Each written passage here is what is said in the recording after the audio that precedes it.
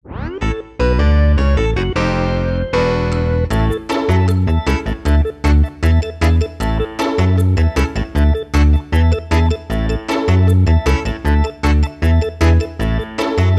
rata 200 gram ayam giling, 75 gram kelapa parut sangrai yang dihaluskan, dan bumbu halus yang terbuat dari 6 butir bawang merah, 3 siung bawang putih, 4 butir kemiri sangrai, 1 sendok teh terasi bakar, setengah sendok makan ketumbar, dan seperempat sendok teh jinten. Tambahkan 3/4 sendok teh gula merah sisir, setengah sendok makan garam, seperempat sendok teh merica, dan setengah sendok makan air asam yang terbuat dari 1 sendok teh asam jawa yang dilarutkan dengan 1 sendok makan air. Aduk hingga rata. Ambil sedikit adonan, kepal-kepal ditusuk sate.